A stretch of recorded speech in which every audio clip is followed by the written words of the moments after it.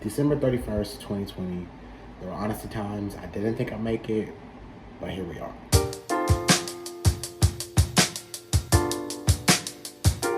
I don't know about y'all, but this year, 2020, I came into it thinking it was going to be my best year yet, and it only turned out to be literally one of the worst years of my life. So at this point, I'm honestly ready to get the fuck out of here. I'm ready for 2021, ready to see what 2021 holds, and I'm honestly, as fucked up as 2020 was, I'm honestly a little bit optimistic for 2021, because I mean, I don't think it could get worse. Let me not say that, actually. So it's the last day of 2020. You know, I found myself doing a lot of reflecting since Christmas, actually, just reflecting on how the year went, the things that I accomplished or didn't accomplish, and then the things I was hoping for next year. And as I was thinking, I was like, what's some shit in 2020 that needs to stay in 2020? And then I was like, you know what? I'm gonna make a video about it. So I thought of 10 things that we need to leave in 2020. The list covers a lot of things. Politics, pop culture, like things that pertain to me personally. Just a whole bunch of shit that was trash and needs to stay in this trash ass year. So I listed 10 things. It's not in any particular order. I'm just listing it as it came to me. So the first thing that came to my mind, most prominent thing, all of you maskless bitches, all you bitches who go in public spaces and don't wear masks, who aren't social distancing, yeah, that shit needs to stay in 2020. We're still in the middle of a panoramic, and a lot of you bitches are acting like we're not. I don't know who told y'all that this pandemic is over, but it's very much still going on, especially in these divided states of America. I see a lot of you bitches going on vacations and shit. It's giving me very much like colonialism, because, you know, participating in tourism, especially during these times, it's very much colonizer-esque, and y'all are doing this not wearing masks. So I hate it. I especially hate it for the workers, who are mostly black and brown people.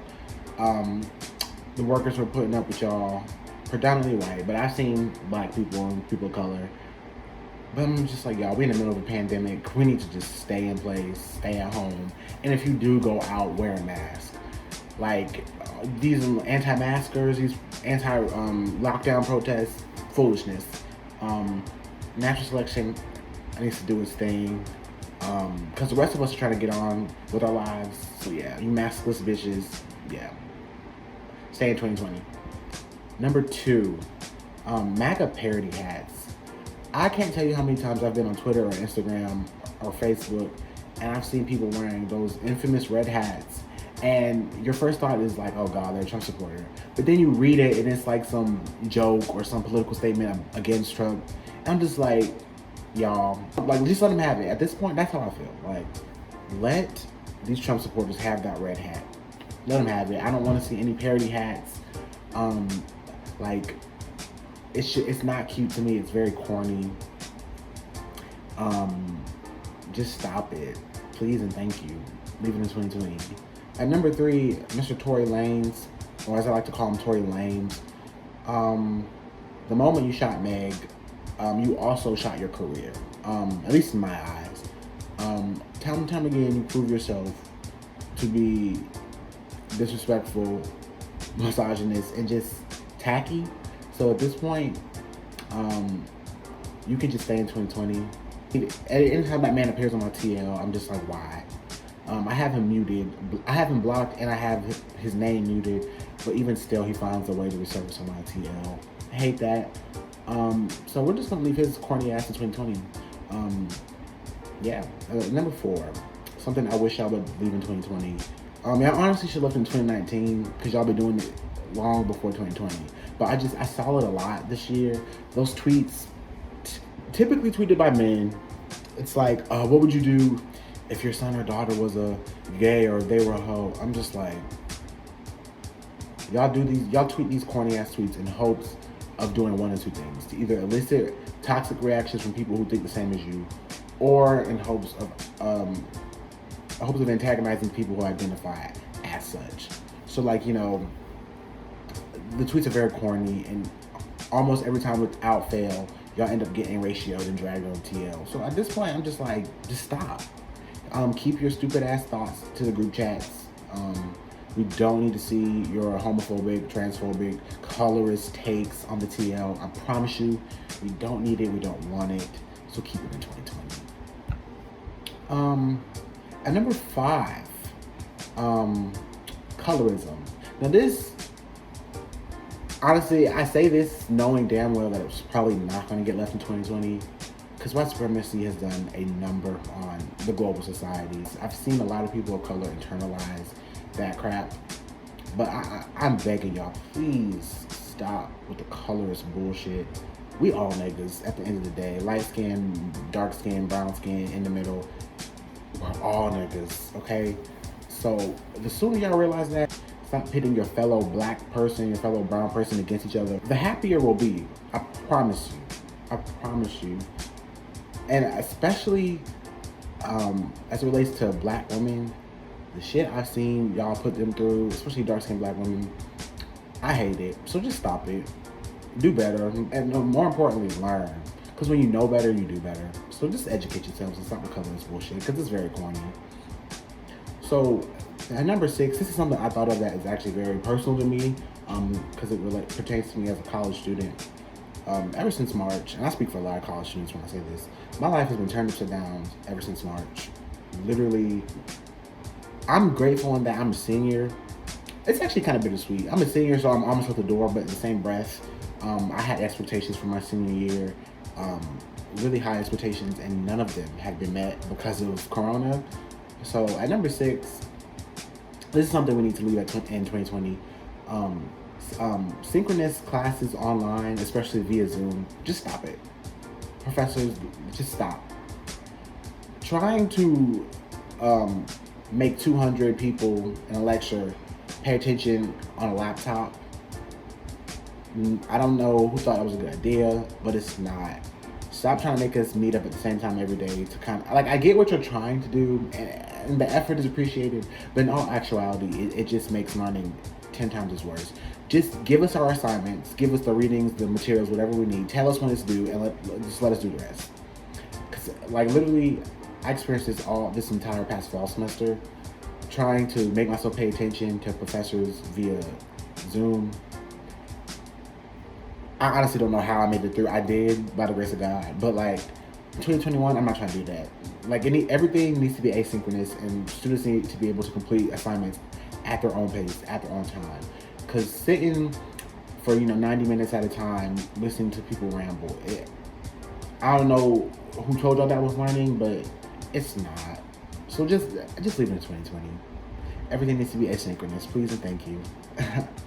So number 7, this person, I have nothing but bad feelings for this person.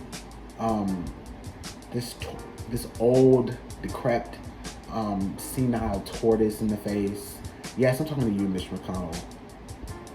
I have never seen a person who is more devoted to not doing their job, to making people's lives worse. I don't think I've ever seen a person more devoted to that than you, Mr. Mitch. Literally, I have nothing positive to say about you. I just hope that come January 5th, when Georgia has a runoff election, I hope that you, alongside your master, Donald Trump, I hope you become unemployed. That's what I'm hoping for you in 2021, Mitch McConnell. I hope you become unemployed. I hope you are voted out and you're sent to the unemployment line, just like the rest of us were this year. Because, I mean, literally just a couple days ago, this man voted against,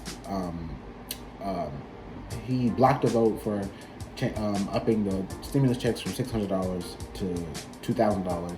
So I'm just like, wow. Why even be in public service if you hate people? Just go work in corporate. You can honestly get away with it. We probably wouldn't even be on your neck as much if you just went to corporate. Just give it up. So yeah, Mitch McConnell, hell is hot. And just know that's where you're gonna end up once you kick the bucket. That's where you're gonna end up. So, at number 8, I found myself binge watching a lot of TV this year. I mean, that's probably one of the only things you could do. And so this, at number 8, this is something I personally hate: mid-season finales. And I've noticed too, this is like a more recent thing, because like back in like the 2000s and the early 2010s, like when a new season aired, you got like 11, 12 episodes, and it was a back-to-back every week. Maybe with the exception of like holidays, there might be like a 2-week hiatus, but after that, it was back to business as usual. I miss those days. I don't know who told y'all that mid-season finales was a good idea, but I hate it. I hate it. Stop. Just give me the entire season all at once. Don't make me wait for, well into the next year to see the new episodes. And I'm talking to you, This Is Us, NBC. Y'all gave us 4 episodes and then said, okay, wait till 2021. Bitch, some of us might not even be alive for 2021, so stop playing with us. Stop playing with us and just give us all the episodes all at once. And that leads into number 9. Streaming services who decide to release episodes weekly instead of all at once so I can binge watch it. Stop that shit. No, I don't know who told y'all. I remember reading an article a couple months ago, like, oh, they're trying to, not make people binge as much because it's not healthy. Bitch, fuck you. If you wanted to give medical advice, you should have become a doctor, bitch. Make TV shows, put them on the streaming services, and mind your business. You're already taking my coin. That's enough. I don't need you telling me how to watch, okay? Okay? So, yeah. Give me my shows all at once and stop making me wait. I'm looking at you, Netflix, looking at you, HBO Max. Don't do that. And at number 10, I'm pretty sure y'all all saw this coming. Donald Trump. I've been counting down the days until January 20th. We are officially 20 days away from January 20th. Donald, I hope you have as many moving boxes as you need. I hope you have a big moving truck. I hope you got your shit together, because come January 20th, you will be homeless and you will be unemployed. And saying that gives me so much joy. January 20th cannot come fast enough.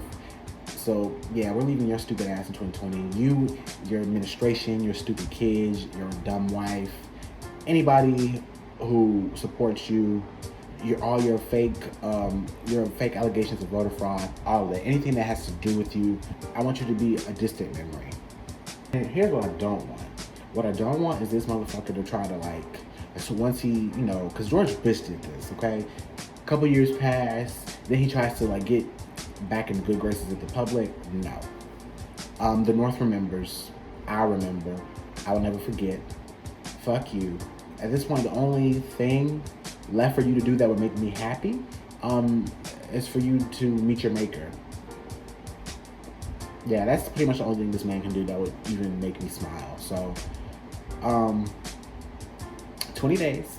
I'm telling myself there's 20 days left of this motherfucker, and he will be a distant memory. But yeah, that was my little rant. I can honestly keep going on, but I'm gonna keep this video short. I know 2020, like I said earlier, was not how any of us wanted it or expected it to go, and I'm pretty sure a lot of people have, had to sacrifice things, have lost things or people. But I'm really hoping that 2021, even if it's a little bit, I'm hoping it's a little bit better. Knowing that there's a vaccine coming, that gives me a smudge of hope. Knowing that Trump is leaving gives me a smudge of hope. I'm interested to hear what y'all are planning on leaving in 2020. Happy New Year.